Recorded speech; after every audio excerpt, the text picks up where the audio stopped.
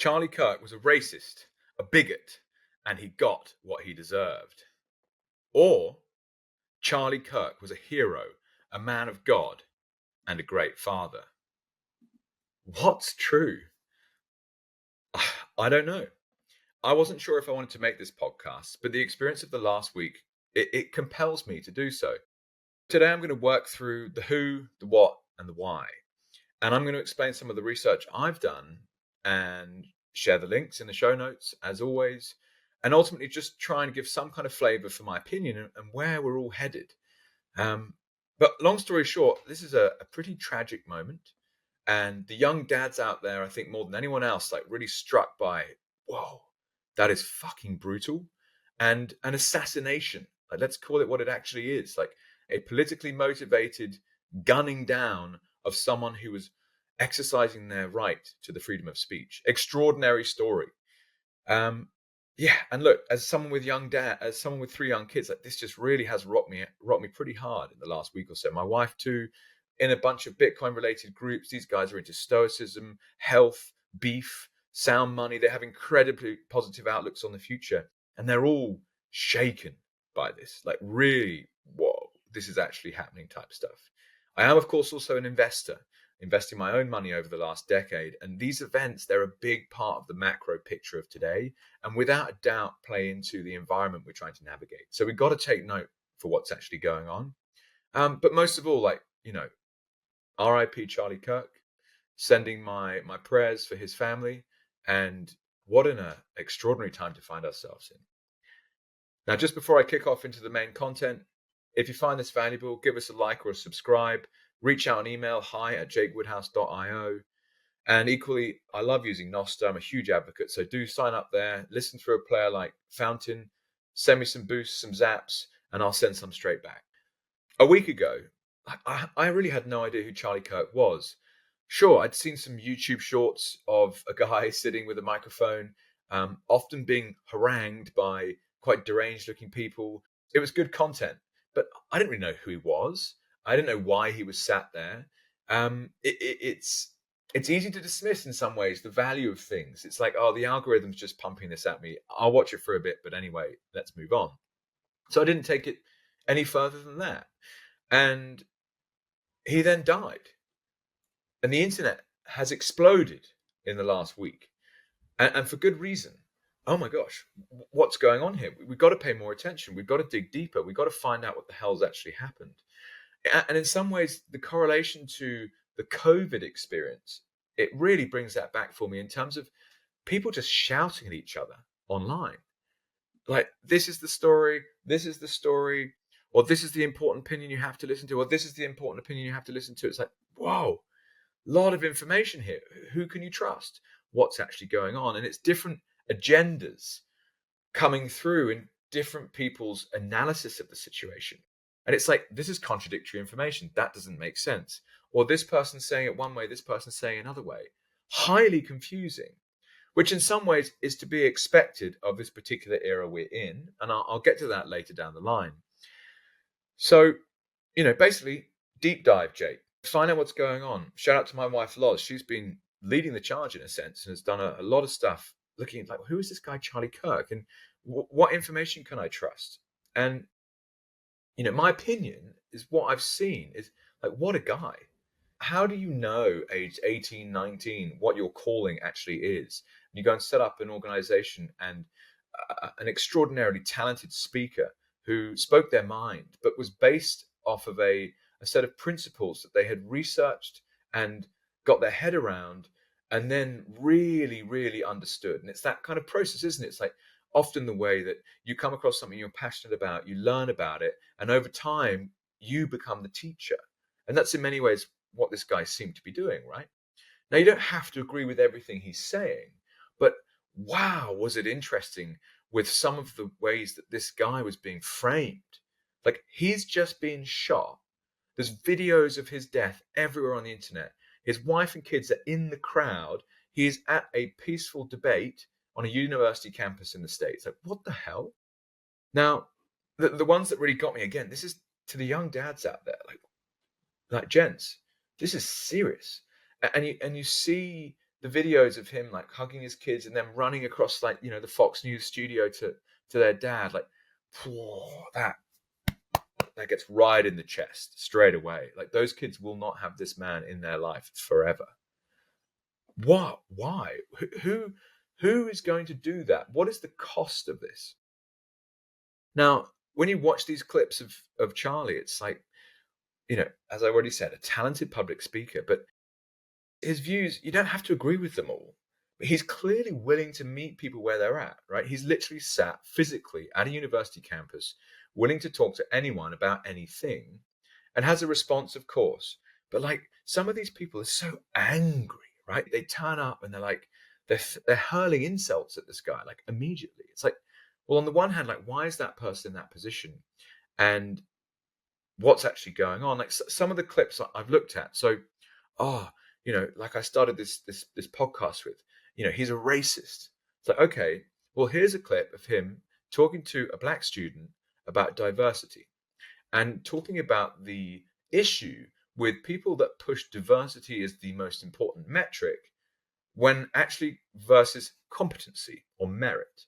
And he uses the example. It's like, well, what is the ratio of black players in the NBA right now? And this guy looked like a student athlete, right? He's like, it's about 70%. Okay. Why? Well, because they're the best. Okay. And is that the same with the NFL? Well, yeah, majority black players. Okay.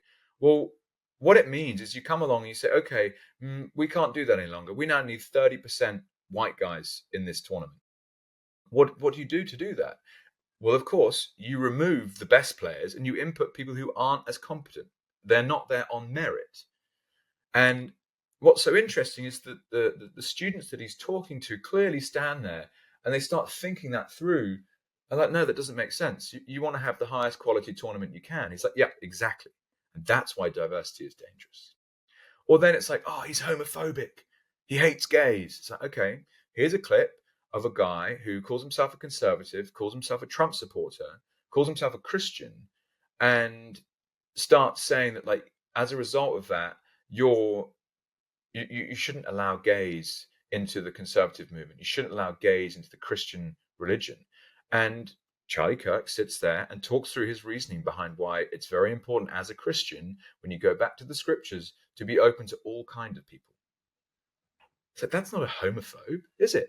And he talks about some of the people that he's helped from a political perspective that are also gay. He's like, so hang on. And he lists off a bunch of gay men who are large donors to the Republican Party or involved politically themselves. Should they not be allowed as part of this political movement? And this guy just stood there like, it's like, of course they're allowed. Like, how ridiculous. And then guns. Charlie Kirk, he loved guns. It's like, yeah, okay, well, have you heard him explain why? And again, found a clip where he is very, very eloquent and based in his view. It's like, guns are important in order to stem the tide of a tyrannical government. And it comes at a cost. But from his perspective, that cost is worth it.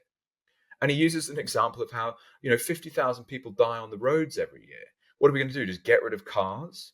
No, of course we're not. The cost of liberty, in some ways, is to avoid tyrannical government. And I must say, I personally, my opinions on the gun rules have changed so much in the last 5 years, because I saw what happened to Melbourne when there was a police state.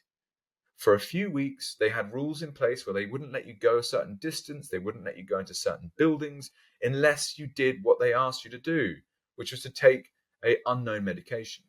And there were police everywhere. And I had very close family members and friends who were arrested on the streets of Melbourne for being at protests. Insane stuff. It was done. Would that have been possible had the population of Australia been armed? Absolutely not. Of course it wouldn't. So it comes at a cost. Now, it goes without saying, like, any child that gets gunned down by a gunman in a school or any scenario like that, it's an absolute tragedy. But this is an ethical discussion, and again, he's very eloquent about it. He's not spewing hate from what I have seen. And another great scenario of like him talking about the difference between empathy and sympathy. And this quote being thrown around, it's like, Charlie Kirk has no empathy. But they've taken the first half of his statement, but not the second half, where he talks about why he believes sympathy is a better word. And so, was he a bigot? Well, in some ways, what's so confusing about this is all of these words get thrown around like, oh my God, this is terrible. You shouldn't be a bigot. Well, what the fuck is a bigot? And so I looked this up. It's like, okay, a person who is obstinately or intolerantly devoted to his own opinions and prejudices. Okay, well, that doesn't sound too bad. If you have your opinion, you stick to them. Especially one who regards or treats the members of a group, such as racial or ethnic group, with hatred and intolerance. What I've just run you through, where he's clearly talking about competency being the most important driver of the NFL and the NBA rather than diversity, which in that instance favors a race, or when he's talking about politics and religion from a perspective of your sexual preferences and being open to allowing someone with a sexual preference outside of his own belief, which is, a marriage should be a man and a woman, that's not someone who's intolerant. It's quite the opposite. So why is it, right? When you go looking for this information, you can find this stuff, that there are people out there who are celebrating this man's assassination. And let's call it that, right? I even had a conversation this morning with my wife about like, what's the difference between murder and assassination? And an assassination is a form of murder in which it's politically motivated in some ways or pre-planned. And you see all of these larger news networks talking about Charlie Kirk's murder. No, assassination, right? Now, big question is who did it and why? And I'll come on to that in a little bit. But this concept of like the character assassination of this man online by a portion of society was just so intense, and in many ways reflected by some of those people that he would meet on these university campuses that were like, you spread hate speech. So, okay, but like here are a series of examples in a calm and collected and peaceful manner where that's not true. Hang on a second. What on earth can be going on here? Where you've clearly got two different groups of people with what I appear to have, like, if everyone watched those videos, how do they come to that extreme view of him being a hate speech advocate? Like, of him inciting death, inciting violence? Like, that's it's not what I saw. Being homophobic or being a racist, like, that is not what I've seen, right? And this concept of like, isn't it ironic that he was an advocate for the right to own a gun, and yet he got shot? And it's like they're kind of dancing on his grave a bit. They're like, ha, ha, ha, ha, this guy got what he wanted. This guy got what he deserved. It's like, you don't get the irony of that. That's the irony. He was advocating for the use of guns for a population to avoid tyrannical government. Not, obviously, for the fringe scenarios that happen when people shoot each other. So to say that him getting shot by someone is then, that's he got his comeuppance, that guy. Like, that is hate speech, isn't it? Just the mental gymnastics involved in having that position. It's just like, whoa, that's actually very scary. And again, like, let's really think through this. Like, how are these people so triggered? I mean, another great clip I saw of him was talking about how uni is a scam. And of course, a university student's going to be triggered by that because they are in mountains of debt. They're getting, whatever these fucking grades are supposed to do to help them in life. And he's actively questioning their decisions. And people get very emotional very quickly. But here's a critical part to life. If someone is angry, it's actually a deeper reflection on them than you. And so if that's true here is a man that was asking great questions, sitting there, open to discussion, and the anger that was being thrown back at him was a reflection actually of the happiness and the state of those people. And it gets really like scary when you see the clips of him talking to people who've gone through sexual transformations. They were born as men and now think they're women. They've been pumped full of drugs. So that's not someone who's mentally stable. I mean, just seriously, the questions that this subject throws up are very, very, very important and not to be shied away from. So a man who is out there debating, using the right to free speech, to have discussions, to put forward some of the opinions that he had on the world that he believed would benefit people, has been assassinated in front of his family. So now it's the opposite of going quiet, because of course that's the signal that they're trying to send. But that's an obvious one, right? You say too much like this guy did, you're dead.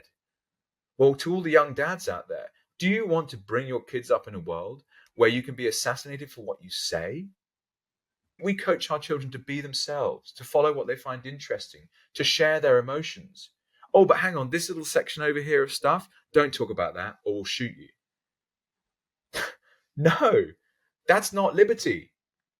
And yes, liberty comes at a cost, and that's okay. But we have to be brave and we have to follow that. Now, something I thought was helpful to think through here is, again, this confusing, it's the left are throwing this or the right are throwing that. Like, in some ways, it's very, very confusing. And I think it's done on purpose. But just to be very clear, so the political spectrum, in my mind, is thrown at you as this linear thing, right? It's a line. Think of it like a ruler. Like centimeter number 1 is the left, right? And generally, the left would advocate for social equality, for government intervention, and progressive change. Whilst the right would be talking about tradition, limited government, and individual liberty. But then you throw into the idea of like socialism and communism and fascism and Nazism. And you're like, okay, well, these are different types of political ideology. Zionism, something that's becoming, I think, more and more important to discuss. And really what happens is that ruler goes full circle and joins on the far side, and it's a circle. And the more extreme you get, the more similar they become to each other. Yes, they're different in important ways, but what's going on here is it's somehow everyone's being drawn further and further away from the center. And that's not great, because the division of a population is an excellent thing to try and leverage if you want control, like divide and conquer, old school tactic, right? Now, an example of this would be is something I've learned recently, reading a book called The Rise and Fall of the Third Reich. It's like, what actually happened in Germany? Like, how did that situation arise? What is true? And this is just one perspective. But I didn't realize that the Nazi Party was actually called the National Socialist German Workers' Party. Now, on the face of it, that sounds like a left-leaning party. To me, the left and Marxist ideas and communism is something that comes out of the class struggle, right? It's the working man who's being trodden on by the dirty capitalist. Now, without a doubt, the slums and the misery that existed in, the industrializing Western Europe was horrendous from what you can, by all accounts, read. And the ability for social mobility was very restricted. And this is one of the reasons why the United States of America is such an extraordinary story. But this is the Nazi Party. So hang on a second. It had socialists in the name. But actually, it was a fascist far-right movement, emphasizing extreme nationalism, racial hierarchy, and of course, authoritarian control. That's confusing. The name of the party wasn't what it was actually doing. And so in some ways, this is what's also going on here with this Charlie Kirk story, because it's kind of designed to be confusing. No one knows if they're left or right any longer. And that's just crazy, right? And hence the importance of this podcast, and equally, like, the importance of go and do your own research, come to your own conclusions. Of course, try and temper all the information that you see with a pinch of salt. Like, what's real? I didn't see it with my own eyes, so I don't know. Now, an important point to get to here that I touched on before, but again, as a father, this is just massive. Ideas become words, words become actions. Now, is a man accountable for his actions? Yes. Their words? Yes. Their ideas? Yes, of course they are. And more often than not, to themselves, right? But violence is an action, a human action, a decision, a self-serving moment. A word is not. And this is the irony of this hate speech advocate vibe at the moment, where because they don't like what you're saying, violence is okay. And that's why on this scheme of, or this trajectory of freedom of speech, you either believe in the freedom of speech, which means anyone can say anything they want, or you don't. Oh, hang on, no, let's just police this little bit over here. No, you can't say that. And when you start telling people what they can and can't say, that makes them even more angry. And that leads into a physical action. And I would argue that that's what drives violence.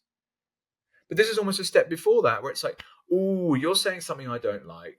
And you can see this, right, in the countless videos that he has online of a debate where he debates these people and they resort to frustration, abuse hurling. They can't debate. That's the irony of all of this, right? So their words can be made meaningless by this man's rationale. Oh, well, let's just kill him. Oh, they're literally like some of these posts. I've seen a guy with a megaphone. They got Charlie Kirk. They got Charlie Kirk. You're like, whoa, dude, that is. So you're celebrating the assassination of a man who had a different set of beliefs to you. What the hell is going on here? Is this the world that you want to bring your kids into? Not for me. Absolutely not. And so the right to the freedom of speech, it is absolutely critical that this is held. This is fought for, frankly. And it's so interesting, this is another rabbit hole entirely, but like these centralized digital monopolies that control communication online, they are used to censor speech. The freedom of reach is not the freedom of speech. And so Nostr, massive, absolutely massive, to be able to say what you want digitally. It is a massive step forwards in the pursuit of truth. What's scary about this, right, is the division. Like, it's so clear that like people are just so pissed off with each other, they cannot even have a conversation. What does it mean? Well, I think you'll likely see increased government control. Ooh, nothing like a good old, what's the right way of saying this? Crisis. To be like, hey guys, by the way, there's a crisis on and you're not safe. So we're going to come along and we're going to put all of these new rules in place for your own good. That's one incentive that I'd certainly look at as a reason for shooting this guy, right? But do you agree with the idea that you could murder someone, you could assassinate someone for views that you disagree with? Do you agree with the idea of celebrating someone's death? Like, people who come out and say, isn't it ironic that he advocated for guns, but he's dead, ...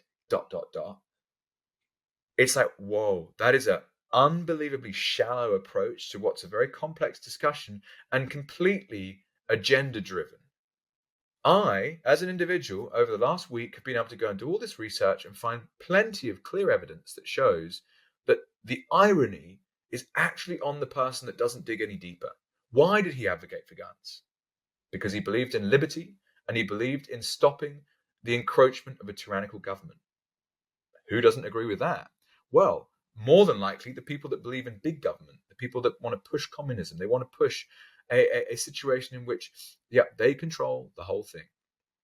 Now, I've already touched on this idea of assassination versus murder, and assassination being a subset of murder. So let's call it what it actually is. Is this political violence? Well, on the face of it, it seems to be, but I'm still not quite sure who actually did this and why. And time will tell on that. And I don't want to necessarily make too many guesses, but it's absolutely not the time to go quiet. Now, let me switch it up and come to more of an investment piece here. Well, as an investor, I'm always looking for signals, signs, change. Where am I wrong? And the discussion around a fourth turning is a brilliant one. And what a 𝗧𝗜𝗍𝗠𝗘 is, which is essentially an 80-year period, or roughly the lifespan of one human. And the reason that history rhymes is because the descendants of a human, after 3 generations, what that person experienced is all but forgotten. And roughly 80 years. So, for example, I can remember that my grandmother, who died last year, would keep a drawer in her house full of old present wrapping paper. So she would never unwrap a present and throw the paper out. And she experienced World War II and rations. Now, every single present that my child has opened just gets, the rubbish is just thrown straight in the bin. Right? They have no concept for what that sense of scarcity meant. That's just one small example. So what's going on here? Well, a politically motivated assassination in front of his own kids on a university campus in the process of free speech and debate. This kind of thing has happened before, right? and the division is rising on both sides. The fear, the angst, the anger is being stoked. And what does this mean? Like, I've already said, is this a world that we want as young fathers, to be scared for our own lives if we say something that someone else disagrees with? Just think about some of the history you might have read around religious purgings, right? People being killed purely for their religious beliefs. And this has happened many, many times over the course of history. Is that a world we want to build? Who's pushing this? And what's really, I think, the most concerning is ironically the lack of empathy. It's like, okay, what is going on here? And the people will be like, you don't even like the word empathy. It's like, yeah, but what does that mean? And have you got any? You're jumping on his grave, happy about it. Like, wow, okay. But what does this all mean? So it's risk, okay? This is extraordinary socially driven risk that is bubbling up in the background that without a doubt will impact assets and investments over the next 5 to 10 years. We, I believe, are right in the middle of the fourth turning. The best time frame I think I've been given is basically the 2008 financial crisis was the start of this like 20-year phase where just a lot of shit's going to break. There will be war. People will die. I hate to say it. Like, that's scary in itself. And what comes out of this will be a new future. Now, what kind of war are we going to experience? Well, every war has adopted different technologies. The German invasion to the West in World War II is very famous. The Blitzkrieg, right? This had never been seen before, and they absolutely just punched it straight into Paris with high-speed tanks and like heavy infantry. Never been done before, and it was very, very, very effective. But what's the equivalent of that now? What if we're in an information war? What if it is social media platforms today? What if it is the ability of government and people with large pockets to influence common discourse and to stir up hate when there actually is no evidence of it? That could be very powerful, right? So what does this mean? Political volatility, a polarized environment, short-term sentiment-driven swings. Certainly in the equity market, like, don't expect to have a nice, like, chilled time if you own some media or you own some defense equities. People are going to be talking about civil war. People are going to be talking about all sorts of different government intervention to help save everyone. Now, the interesting thing is, on like a broad sense, like, nothing really has changed, right? The S&P, the other stock markets, like, relatively flat, right? And Bitcoin, of course, that I follow very closely, looking pumpy, but we'll see how that goes. I would be unsurprised if we see additional money flowing into the political sphere. So specifically conservative fundraising. And like, what is the turning point USA? Let me come on to that into a second. But, for a savvy investor out there, monitor the escalation in domestic unrest. Like, when does this spill into consumer confidence? When does this spill into regulatory uncertainty? Because those things drive behavior, drive human action, drive people's objective value, and prices change and asset classes shift. So turning point USA, like, you watch some of these clips, right? Like, who is this guy? Like, wow, he's so young, family guy, got kids, out there debating people, incredibly eloquent, knows his stuff. Yeah, okay, I don't quite agree with that, but like, wow, this guy's really, like, impressive. How do you know when you're 18, 19 years old that that's your future? And this is a bit murky, to be honest. This is the part that I don't really understand. Like, it's very obvious, right? Follow the incentive. Like, who are Charlie Kirk's customers? Who was paying him? Who would have a reason to have him no longer alive? And I don't yet know the answers to that, right? You can do a brief search, and what comes up, for example, is different groups that have funded Turning Point USA. One of them is a completely secretive group that gave $1 million. It's like, unknown donors. So, okay, well, it could be anyone, right? And this is where you get into this very murky world of political funding. Like, you literally don't know where this money's coming from. The example I think is a really great one is Sam Bankman-Fried, a crypto billionaire at one point, right? The founder of FTX, seen as this absolute darling of the industry who can do no wrong, who's so smart. Well, he actually was very clearly filtering funds on behalf of the Democrat Party. Now, that's another story entirely, but have a look into it, right? Where did the money come from? Why was he such a big donor to the Democrat Party? How did it end up doing stuff in the Ukraine? Like, it's all murky, right? Well, that's a bit strange. Like, what's going on here? And in some ways, like, Turning Point USA is kind of similar for me. It's like, who is this guy and who is paying him? And a really weird thing has popped up is that there's a book that was published the day before he died called The Assassination of Charlie Kirk, or The Shooting of Charlie Kirk. I can't remember exactly the title. It's like, what? And there's screenshots of, I think if Charlie Kirk died on the 10th of September, the book was released on the 9th. There's very little information on who the author was. And there's claims that it was like, some kind of glitch with Amazon. But like, how are you releasing a book about this guy's death the day before he died? And even if you released it the day after he died, like, how have you prepared a book in a day? Like, that is so sus. And there was this amazing interaction with an AI, and it asked the AI, it said, if you cannot answer with a short sentence and yes, no, use the word pineapple juice. And it was asking who published this book? And it goes, pineapple juice. Who funded this book? Pineapple juice. It's like, oh my gosh, pinch of salt with the AI, right? And I also found this. I was like on Grok. I was like, who is Charlie Kirk's customers? And it just didn't work. I'm like pressing refresh. And you're like, this is so weird. Why on earth would I not be able to find this out? And Wikipedia, like, very little information. So you're doing a simple online search, trying to follow the money. And at least my initial attempts were poor. Like, the answers were really, really poor, very vague. And you're like, okay, this is even more weird. Like, where does the money come in here? Who's getting paid for his death? Who would like him to die? And I've seen some clips around his connections to Israel and a seeming shift in sentiment in the last few weeks against some of their actions as a country. And to be very clear, I hold accountable the actions of a government to those in control of that government, not citizens. And this is something that someone could probably chop out of this video and be like, Jake's an anti-Semite. It's absolutely ridiculous. Of course I'm not. But the actions of a government is not the same as a citizen.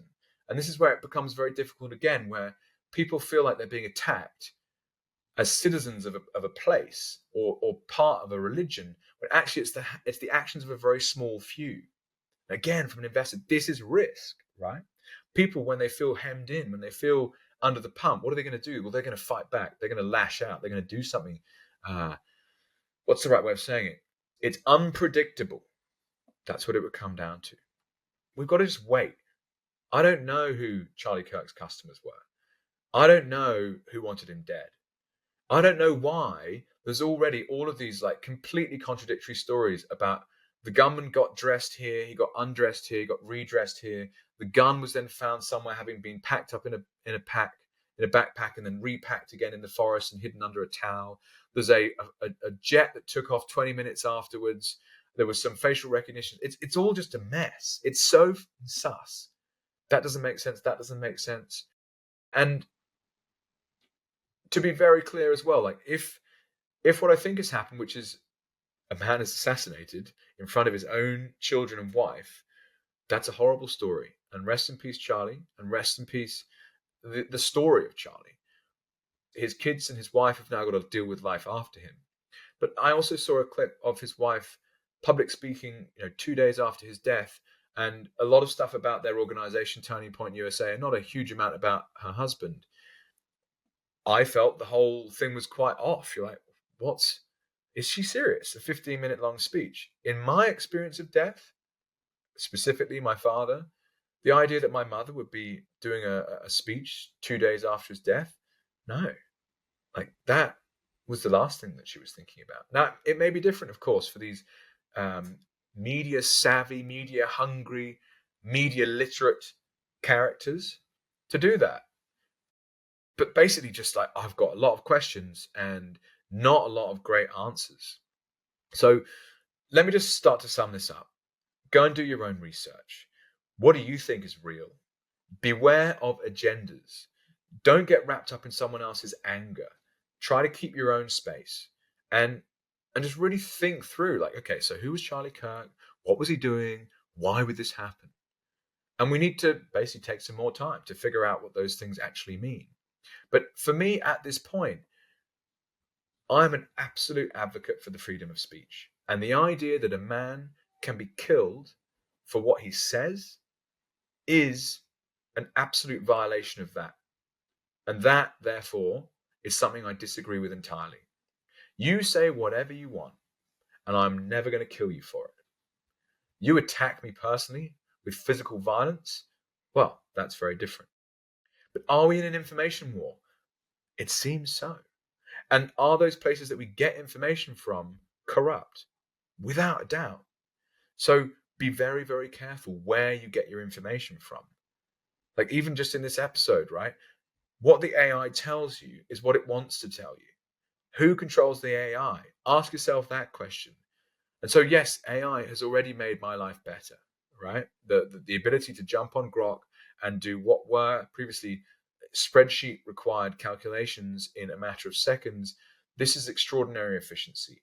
And that is unbelievable. In fact, I might even be in a position as an entrepreneur to run a series of businesses that require a set of completely different skills, but I can now do all of that myself without anyone else. Unbelievable technology.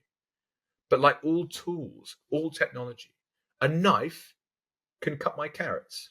A knife could also stab my next door neighbor to death. A mobile phone, I can call any one of my family members and have a conversation anywhere in the world. I could also be calling young children to groom them as a paedophile. A car, it could be the getaway vehicle from the theft of some jewels from a high-end store. Or it could be the way that you travel to and from work. Technologies, tools, they are the user, right?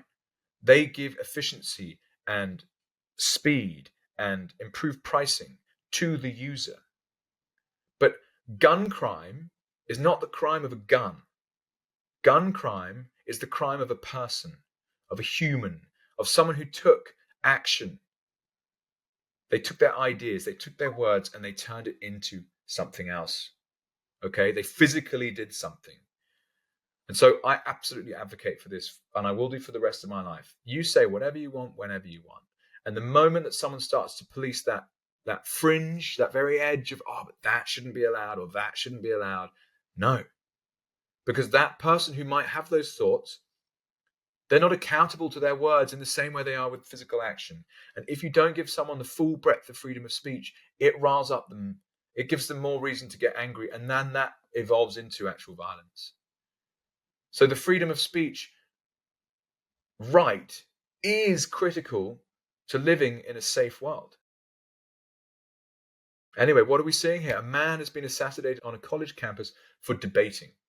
What an insane thing to have seen happen. The degradation of trust in all institutions is just, it's happening so fast all around us. Where do you get your information? Don't know. Who can you trust? Don't know. What are you going to do in your day-to-day life? Well, this is the important point. This is how I'll wrap it up. Control what you can control. Focus on what's directly around you. Go and touch grass. Get in the playground with your kids. Focus on being healthy in the mind, in the spirit, in the body.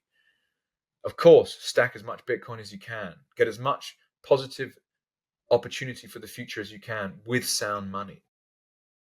And, with that, I'm going to try and step away from this story, having, been really hooked into it for the last week. Because at the end of the day, I cannot control what is happening. And therefore, it is an additional stress in my life that I just do not need. It does help crystallize a very firm belief I have, which is for the freedom of speech for all. If you found this episode interesting or valuable, please do give us a subscribe. I advocate for Noster. Create an account, send me a message, fling over some zaps. If you're on Fountain, give us a boost, give us a share. I'd really appreciate that. Have a wonderful day. Stay safe out there.